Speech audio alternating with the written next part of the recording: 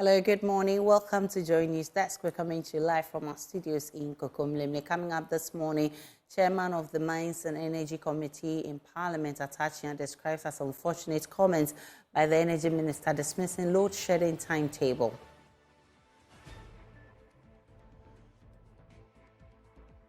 There is more as the ECG Workers Public Utilities Union take on the PRC, accusing them of unfair treatment. Also this morning, Ghana Medical Association calls for immediate action to avert crisis in health delivery, more as the power crisis is forcing doctors to perform surgeries under torchlight.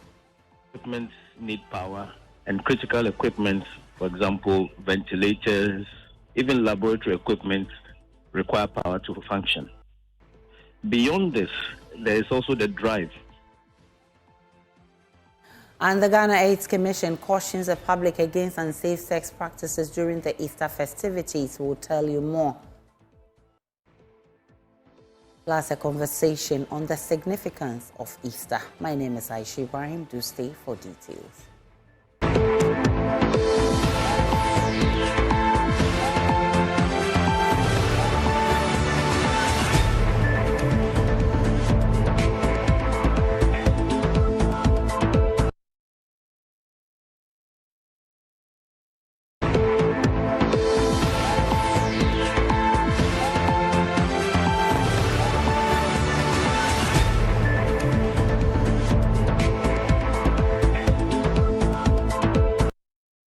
And as the Easter festivities begin with Good Friday, some church leaders have been sharing with us their views on how the leadership of the country can benefit from the message of Easter. Speaking to Raymond Akon upfront, former president of the Catholic Bishops' Conference, Most Reverend Joseph Osei Bonsu, asked President Akufo-Addo to be forthright with the people on his stance on the anti-LGBTQ bill.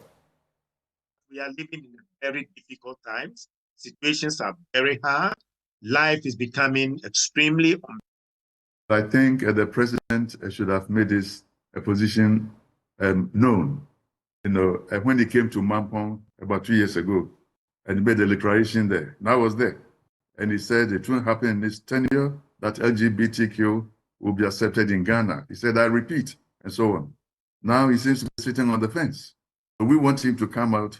Now let him set his position. If the Supreme Court comes out and says, your position is wrong, fine, you know, but we want to know where you stand. Previous presidents have made their positions known. President Mills is a classic example, President Kufuor, and so on. But with him, we don't quite know where he stands. So that's the problem. On his part, former General Secretary of the Charismatic and Pentecostal Council, Reverend S.N. Mensah, asked President Akufo-Addo to think about his legacy and give hope to the suffering masses. We are living in very difficult times. Situations are very hard.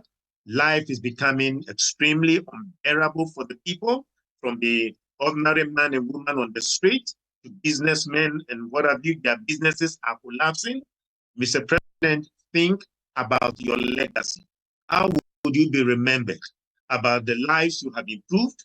Leadership is about improving the lives of people. And for Easter is a message, like Dr.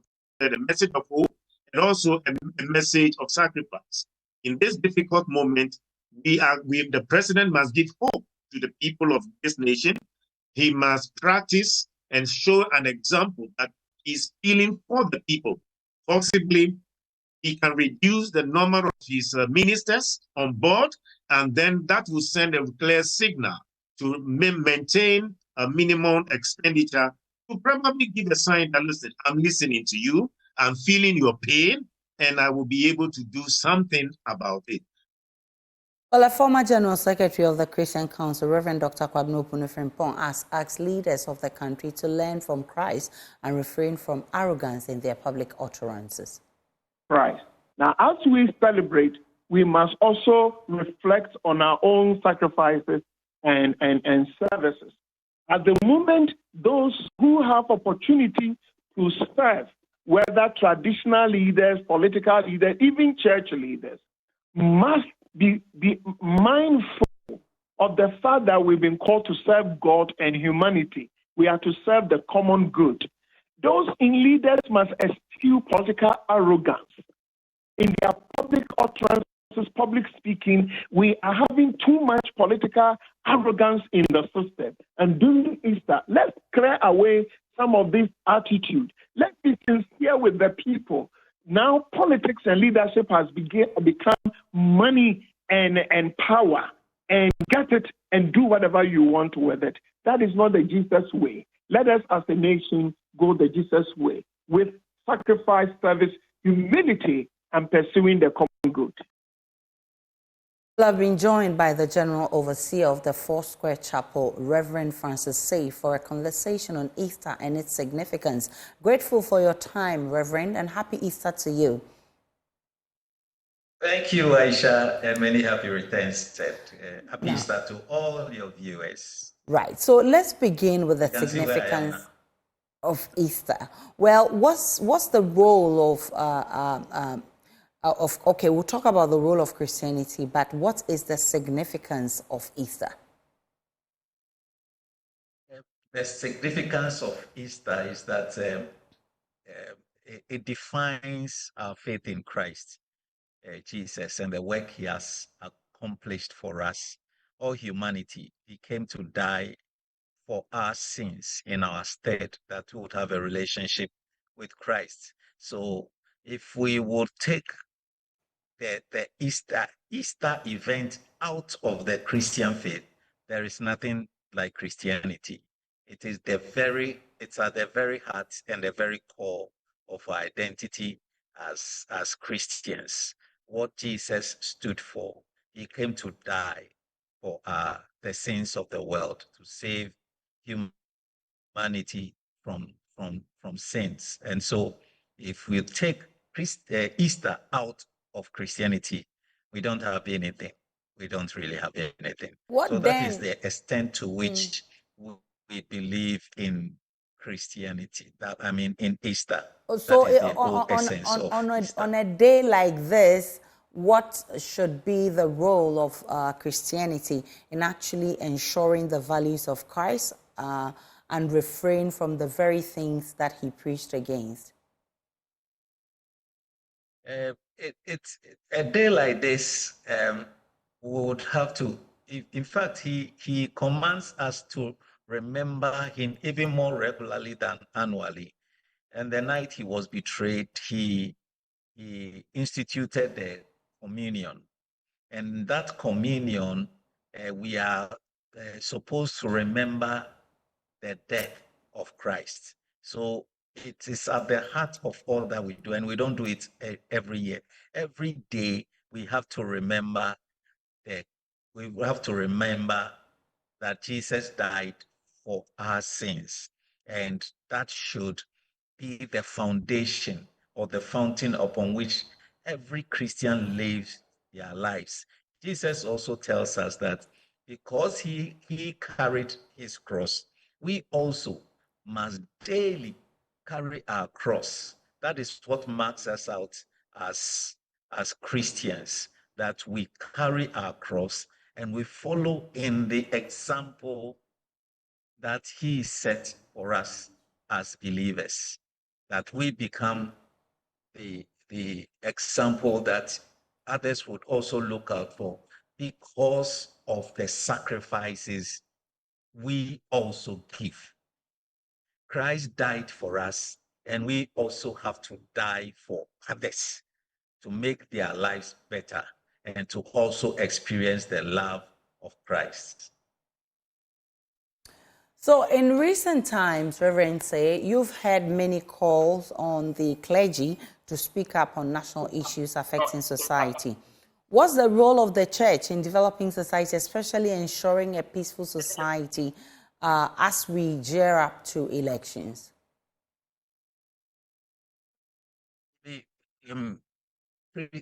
Christ commands us to go into the nations to preach the gospel. And the gospel simply means good news. And it is a good news of peace. There's peace with God, and then peace with mankind. So the climax of the Christian faith is that we proclaim and we preach Christ, who is the Prince of Peace. And therefore, we have a duty to number one, as Christians, live in peace with one another and with everybody else. Our environment, we must ensure that we create an environment where there is peace, peace for everyone.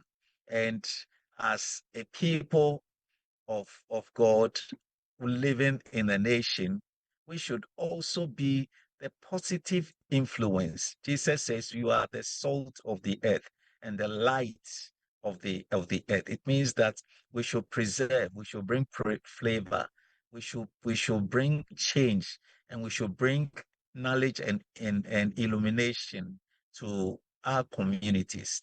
And that also means that ignorance, we should expose ignorance. We should expose wickedness. We should expose hypocrisy. We should expose corruption, the things that destroy the fabric of society.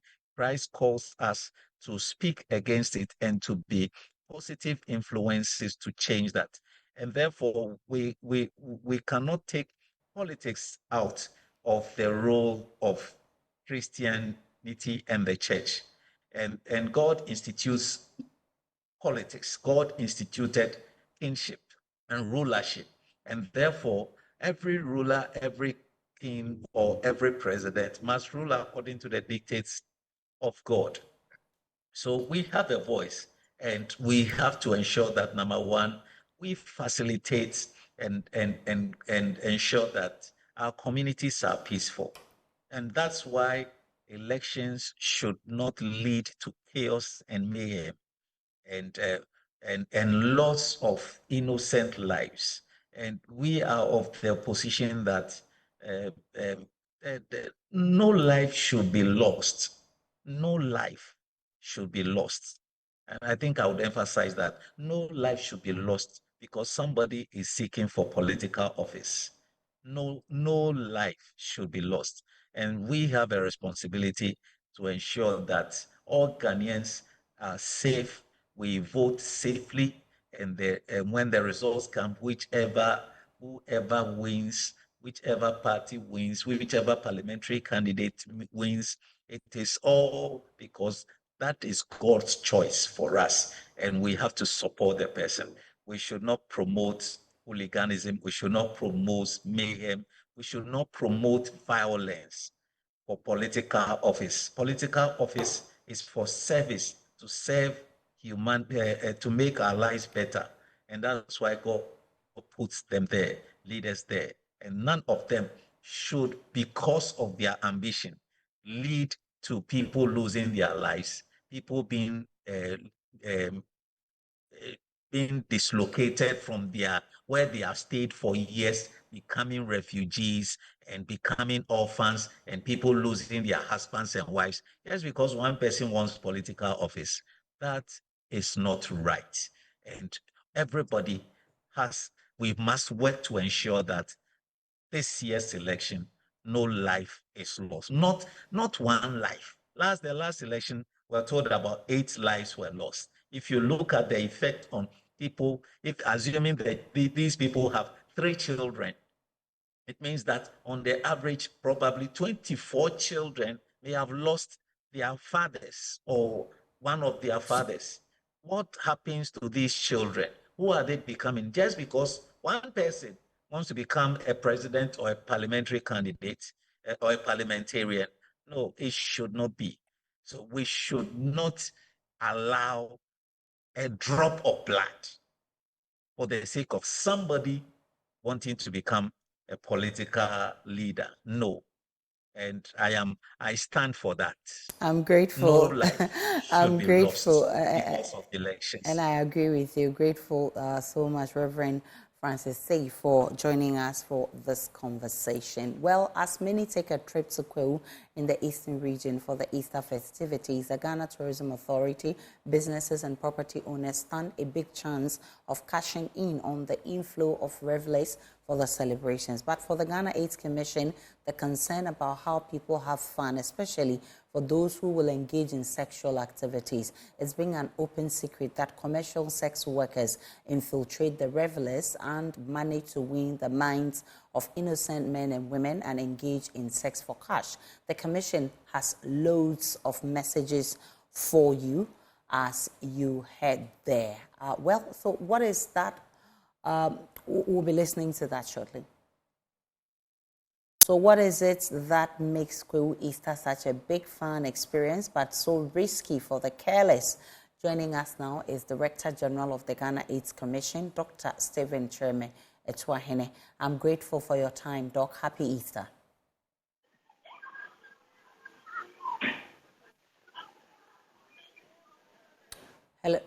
Hello, Doc. Happy Easter. First of all, there are many events that happen around the country all year round. Why is this one of such a big concern to the Ghana AIDS Commission? Well, good morning to you and your viewers. I'm sorry I can hardly hear you. Right, let me try it one more time. I'm saying that there are so many celebrations and events that happen around the country all year round. Why is this one, talking about Easter, of such a big concern to the Ghana AIDS Commission? Well, there are certain risk factors when it comes to HIV, and our strategy is risk reduction. And so one of the things that we find as a risk factor is events. Events such as the Kwewu Easter Festival is a hotspot for HIV transmission. And so the Commission, right from the beginning when government launched the tourism event for the Kwewu Easter and paragliding events, the Commission collaborated with the Ministry of Tourism, and we have since been running HIV programs during Kwewu Easter every year. And so in every year, we set up health screening and condom distribution centers in all the three districts within the Kwewu enclave. And at these centers, we provide counseling and testing for HIV and other diseases. And we also give out free condoms so that people who have romance on their minds should also think of protection. And therefore, we make these, we make condoms available to them. So we are hearing that many ladies often go for this celebration. When they run out of cash, they sleep with random men to restock their purses. Have you also picked up this information? What's the danger associated with this practice? Well, it is quite clear that HIV has everything to do with livelihoods. When people have limited opportunities for livelihood, they tend to use any available means. And unfortunately for us as a country is that many people tend to use their bodies in raising income to support themselves. And that is what we call sex work or transactional sex. And the largest chunk of HIV transmission in Ghana is through transactional sex and, of course, sex work. And so we have to, as a commission, we take this very seriously and would want to make available to everyone who participates in such hotspot events to have access to the necessary prevention tools and so that they would protect themselves. And whilst they protect themselves, they should also know their HIV status, because not many people in this country know their HIV status, and testing for HIV is free. For many people, they don't even know whether they have high blood pressure or diabetes or some other disease. So we use the occasion to provide screening for all these diseases so that they will know their health status and also protect themselves from sexually transmitted infections as well as unwanted pregnancies by using condoms. You've spoken about how you've given the opportunity to people to test their HIV/AIDS status, and you've advised them to use condoms during this period. What else has the Commission done and is still doing with regards to the increasing prevalent rate? Yes, the Commission, as you know, has been doing quite a number of things. We work with our stakeholders in all the communities in providing community-based services, including testing and linking people to care in health facilities. Besides, we have a number of educational programs in schools, in communities, on the media, traditional media like yours, radio, TV, as well as the social media.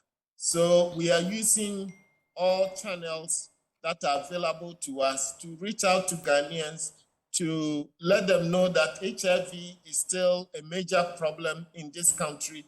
It's a public health challenge, and we all have to work together in reducing the incidence of HIV and ensuring that no one dies of AIDS in this country, and making sure that people who live with HIV continue to receive life-saving treatment of antiretroviral medicine from antiretroviral medicines so that they. Right, so Dr. Chiremechi Ahene is Director General of the AIDS Commission, and he's been sharing with us the dangers of having these kinds of random sex without condoms, and also what impact it will have on the nation. He's also been telling us about what the Ghana AIDS Commission has been doing. When we try to get him back, he'll be advising the public on what to do on such events. But let's still stick with Easter, because the National Road Safety Authority is intensifying its road safety drive during this Easter festivities. Among some of the activities is the education and sensitization of drivers and the public on staying safe on our roads. Let's go on to the phone line and speak with Director National Road Safety Authority, Engineer David Osafo-Adontin, who is currently at Bonsu in the Eastern region with his team, ensuring that everything is fine on the road. Engineer, grateful for your time and happy Easter to you. What's the rationale for this exercise and why Bonsu? Thank you very much, my sister. And also, let me, on behalf of the National Road Safety Authority and all our stakeholders, the Ghana Police Service, and the rest of them, to say a happy Easter to all Ghanaians, and particularly you, who have been championing road safety at your level. Today, we have deployed our teams, joint exercise between the National Road Safety Authority and the Ghana Police Service, the MTTD. We are at Bunsu Junction currently, where we have stationed our men along the stretch all the way from Bunsu down to Osino and towards Nkoko. We are even beyond, all the way to Konongo, to Kumasi, and then to Kintampo to the north. We have also taken over the N4. We are taking over the N1 and all the corridors that we know from our observation as far as Easter is concerned, where people usually move to in numbers and their masses to go and observe the Easter. Today, as you are aware, it is all directions and everybody is trooping to Nkoko, the Kwawu area. We started things yesterday where the police populated the entire space, supported by the National Road Safety Authority. This morning we are continuing, we are sustaining the effort What we are doing is that our men are talking to drivers. We are talking to pedestrians and occupants of vehicles for them to behave within the limits of the law, particularly overspeeding, as we said. We do not want people to speed beyond the limit. We are talking to them to wear their seatbelts and not to drink and drive, at the same time to lower their speed as they traverse from the Accra corridor all the way to Nkoko in particular. We started early morning, before 6 we were here. We understand the IGP and the team also were here yesterday all the way to 10 p.m. in the night. We are sustaining those efforts, and as I speak to you now, the entire stretch is congested. Vehicles are moving at very slow pace, and it's all the way from Bunsu area to Nkoko, which means that a lot more vehicles and a lot more people are traveling today. As we all know, yesterday was a working day, so most people could not travel. But today, a lot more people are traveling, and that's the more reason why we have also come to engage them. If you come to Bunsu now, we are stationed at Lindador. We are stationed at Isutam, in Bunsu Junction, and also at Osino. And I think the engagement so far, so good. You can find exhibitions. The police have exhibited some photos and pictures of events. The National Road Safety Authority, we have also done similar. People are engaging. They are looking at the crashes that were recorded in the near past, and they are also asking questions. We are sharing materials that would also be helping or guiding the road users as to what to do at various times when they get to their various places. And so we'll be here continuously for hours, and then we'll move gradually towards Nkoko and to the south, the Kwahu Mountains, to also see what is happening. And our good friends, the police, will also support with traffic management to ensure that there is no congestion. I think so far so good. Everybody is cooperating, and we are excited that we have not been confronted with any adverse situation that will warrant a crash or a death. And our ultimate is that we want to have a crash-free Easter, and so far so good. Well, definitely from now up until Monday, when the holidays are over, people will still continue to travel. What safety tips do you have for the public? Well, I think as now, we want to thank the public for understanding and appreciating the fact that these times are not the normal times. And when it gets to Easter, we all know what it means to us. Because statistics and history will tell you that these are times that will report the number of crashes and deaths far beyond the ones we report on the normal period. But so far, I think our engagement through the media has been very, very, very good. People have been engaged so much that if you look at the corridor where we are now, we are not seeing the kind of misbehaviors we used to see, even among the commercial vehicles operators. Everything is fine here, and I want to use your platform to continue to encourage, motivate, and sensitize our road users that we should continue the way we are doing. The speeds are low. The police are here in their numbers. We are also here. And so the general public must also continue to advocate for such good practices. It is the responsibility for all of us. We are engaging the passengers. I think the passengers are also so far helping in the extent that we have empowered them, giving them enough information, and they are even being advocates in the buses on our behalf. You know, we can't be everywhere. So as they sit in the buses, we have requested them to also demand safety from the drivers. And I think they are doing that accordingly. There are times the drivers also complain that the passengers, because they want to get to their destinations so quickly, they push them to speed up, which we have now gotten the passengers to agree that the drivers cannot be pushed because by law, they are governed by provisions in the road traffic regulations as far as the level of speed that they can deliver when they are working on the highway. And so I think we have all understood ourselves. If you wouldn't mind, I have my good friend, Chief Superintendent Alexander Kwaku from the Ghana Police Service with us here, who also wants to share a few Easter messages as far as enforcement is concerned through your media. Okay, so let's do that briefly.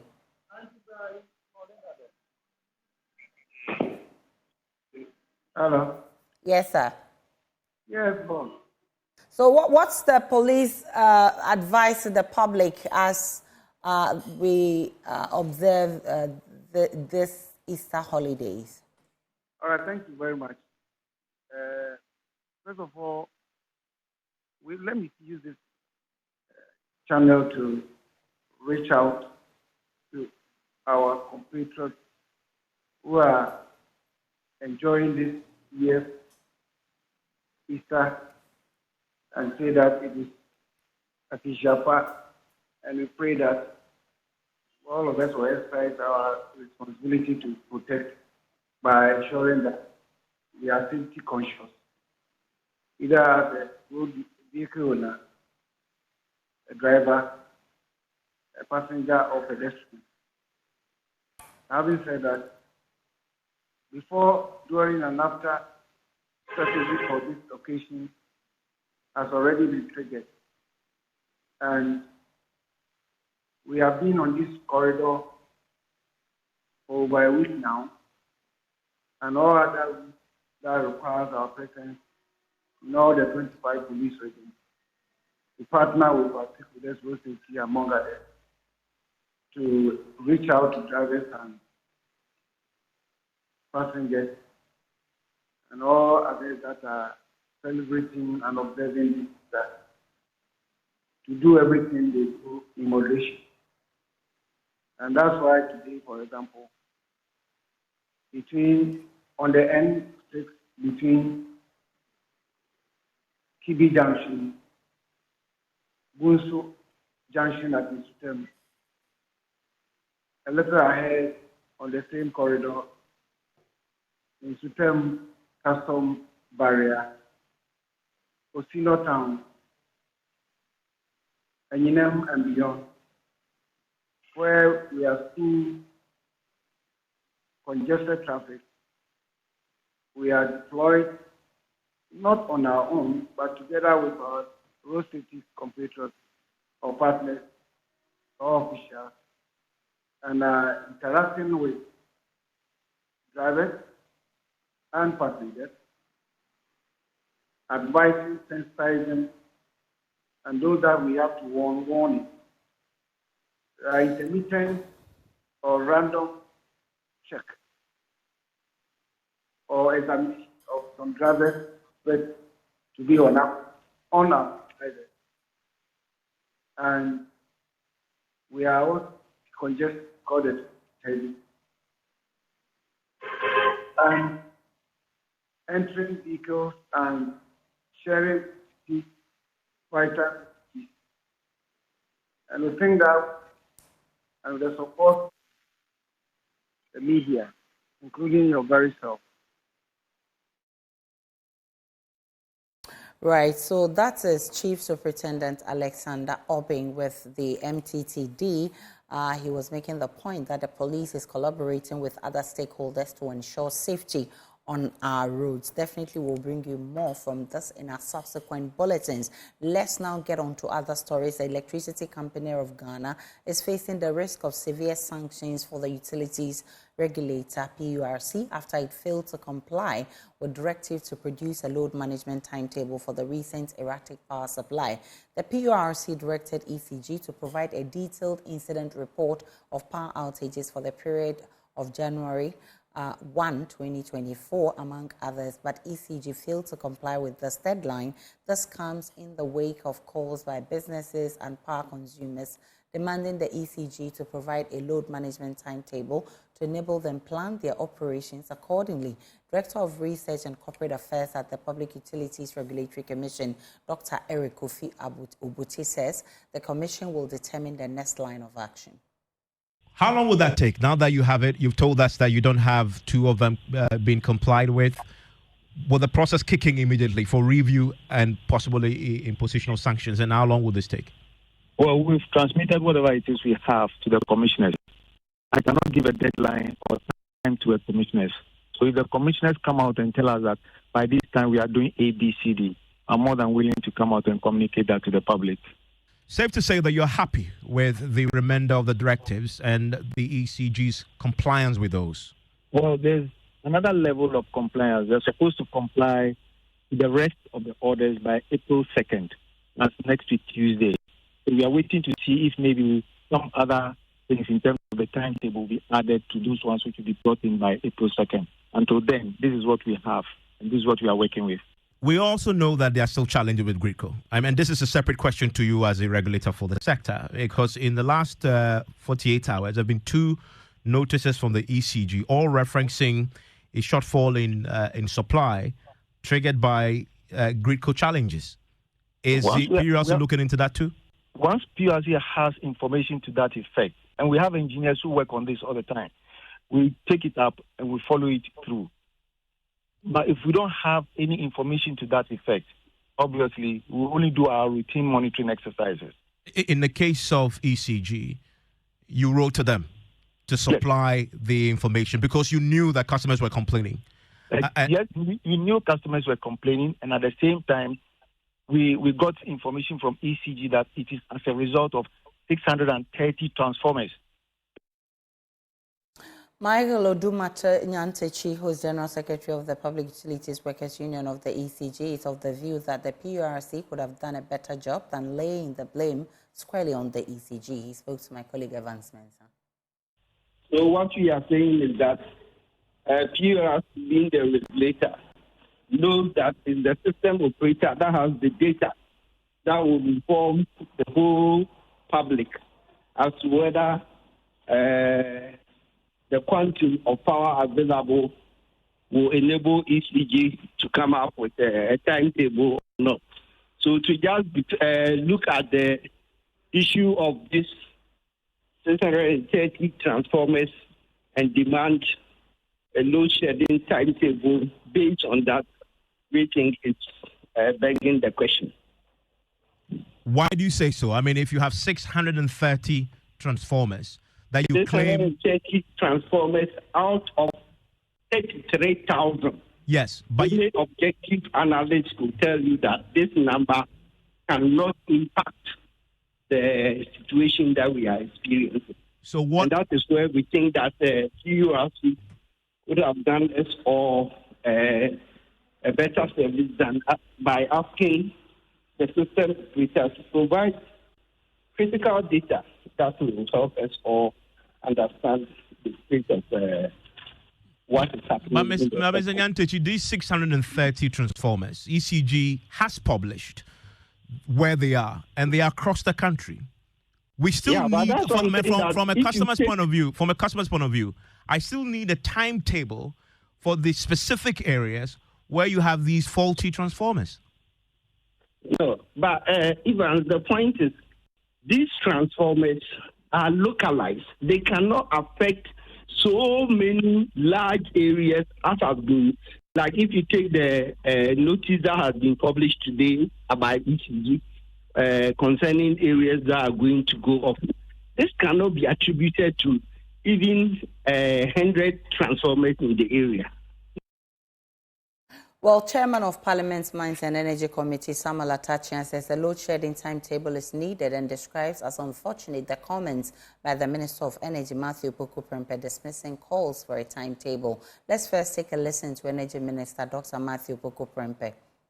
Energy sector, the current power cuts.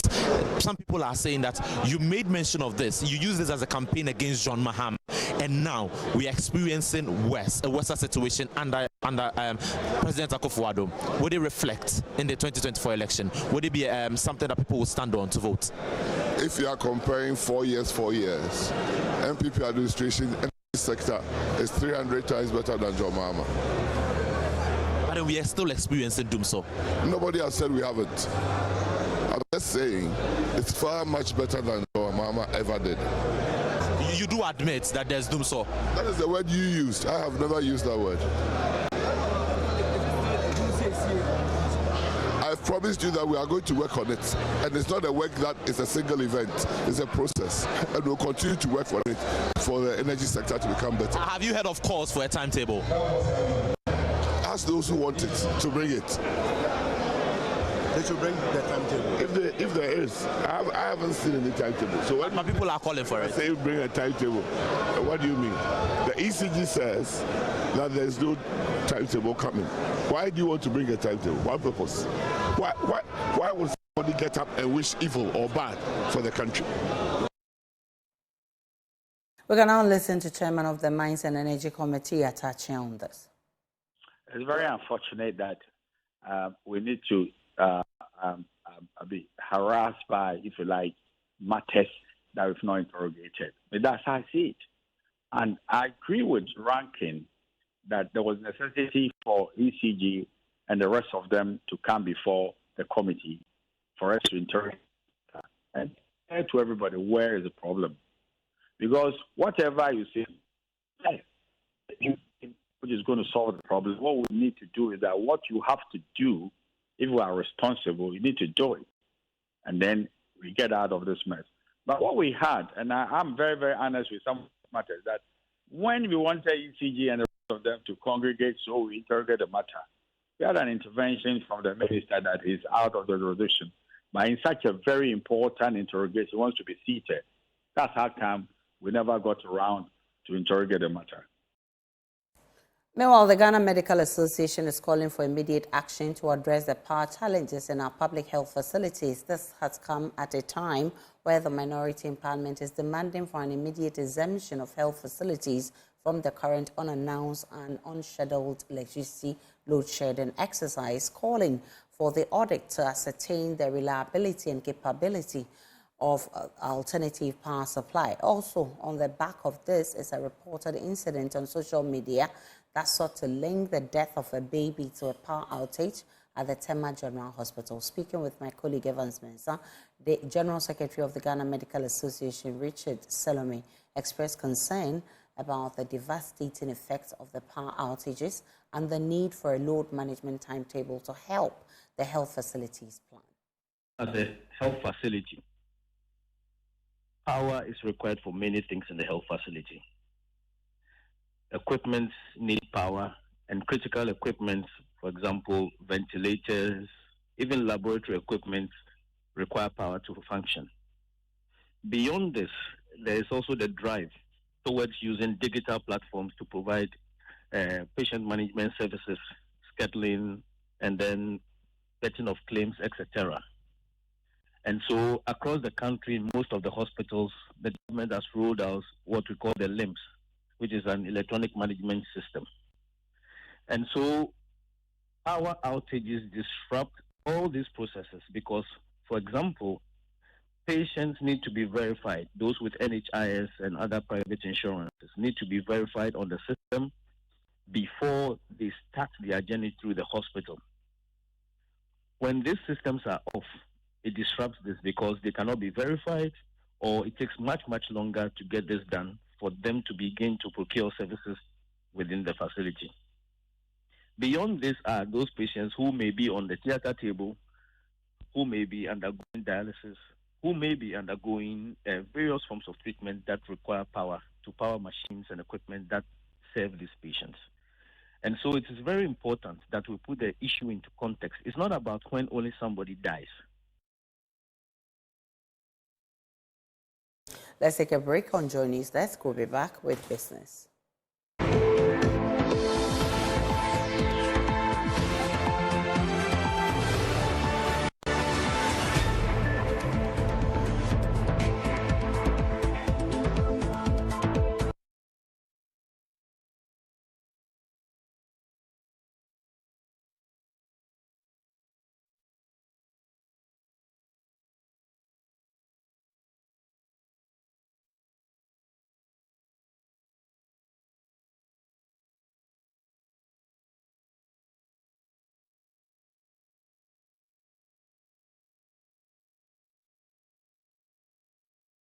To business. My name is Darryl Kwao. Country senior partner at PwC, Vish Ashiagbo, has called for increased gender diversity within the banking sector.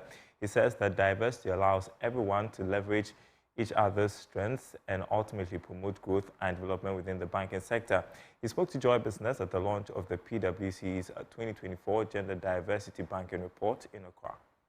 Professional services firm PwC has reaffirmed its commitment to advancing gender equity by launching its Gender Diversity Banking Report, changing currency, examining trends and challenges of female participation in Ghana's banking sector. Speaking to Joy Business, country senior partner at PwC, Vish Ashiagbo, emphasized the importance of a balanced gender representation in decision-making within the banking sector. If you look at the wider economy, a lot of the activity, we always talk about Ghana being an SME-driven economy, and a lot of that activity is actually run and led by females. So if you look at financial services, or banks in particular, as basically intermediaries that support businesses, then if those who are driving the economy are largely female or are significantly female, then you'd expect that to make impact and to make progress, then those who are facilitating that activity should be broadly represented so that they understand the issues, they can really address the needs of the stakeholders so that overall we get the impact that we're looking for. Andrea Opoku-Dramina is a manager at PwC and urged stakeholders to prioritize accountability. It's always male representation is really high, and we know there are women doing great things in banking in Ghana, and we just wanted to give them a voice to talk about some of the things that are affecting them and keeps them up at night so we can understand them better. Needs to be accountability at all levels, accountability within the banks, accountability also from regulators to show that they are really taking it seriously and they want to help advance female leadership in Ghana. The CEO of the Ghana Association of Bankers, John Ewa, highlighted the importance of transparency in designing financial products for all customers.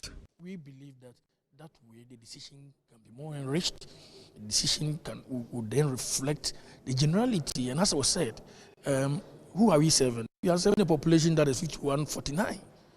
How can we leave out almost half of the population in the decision making, in designing our products, in coming out of services, in coming out of communication? We need to be gender sensitive and make sure that our actions reflect the diversity that we have in the country. Clara Amate-Fio-Taylor, a partner and director of advisory services at PwC, encouraged women to have confidence in their abilities and pursue leadership roles. In terms of mentorship and preparation, and sometimes just having that belief in yourself that you can do it.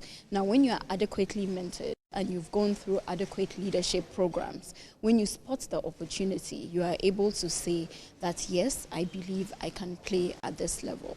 The PwC's Changing Currency report delves into the experiences and insight of women in Ghana's banking sector. Our former Deputy Minister of Fisheries and Aquaculture Development, Moses Enim, has cautioned against padding data submitted to the ministry. He says the practice makes government policies ineffective. Speaking at the launch of the Aquaculture Ghana event, he urged stakeholders to be truthful in their dealings.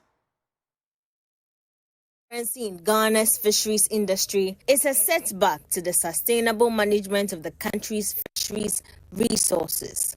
Former Deputy Minister of Fisheries and Aquaculture Development says it is the reason why the sector must be guarded in all sincerity. Speaking at the launch of the Aquaculture Ghana 2024 event, Mr. Enim urged sector players to be honest with themselves, their partners, and government to promote growth of the aquaculture industry. To collaborate, we have to be honest and truthful to ourselves, and brutally frank to ourselves. We have a common experience where we picked information from one fleet of fisheries. And when we were trying to apply the information, then they went back and told other people that look, the information we give them is wrong. Go and ask them. The information they gave us, one of the fleets gave us the numbers, and we're trying to use it now. And then they saw that the way we're going to use it is to better the industry. But because we are not honest, having cooked the figures for us, now they went back to tell other people, to question us, that the figures they gave us were wrong. Give us the data, the honest, accurate data, so I can take the course and I'll advance your course. Because for me, I am here today, and I'll continue to be with you, because I see aquaculture as the only viable alternative. Meanwhile, some fish farmers called on government to address pressing challenges like access to finance, especially after the Akusumu Dam spillage, which has led SMEs in the sector to shut down. The main challenge for the small farmers or medium-scale farmers to not expand or flourish is we don't get any financial support from any bank in Ghana. Even we being, we have invested nearly $2 million in our company, and our annual turnover is always $1.7 million. We have approached ADB, we have approached Axis Bank, and we have some other banks. None of us give us a loan, because they don't recognize our property or farm as a collateral. They want only warehouses and buildings. The effect that we are having right now is that our farms, because of the dam spillage, all the farms have collapsed. So it has really affected us. We want to appeal to the government and the authorities that we need a help. The way they promise that they want to help us, we are expecting their help so that at least we can revive our farms, because most of the farms has collapsed. So we have nothing to do. We lay off all our workers and we are there. We have nothing to do. So we need their support so that at least we can start a farm again. The Chamber for Aquaculture Ghana and its partners launched the Aquaculture Ghana 2024 event. Here is Chief Executive Officer of the Chamber, Jacob Ajika. It comprises exhibition, conferences, and awards night. It is an event that the Chamber of Aquaculture Ghana and its partners have created to promote the aquaculture.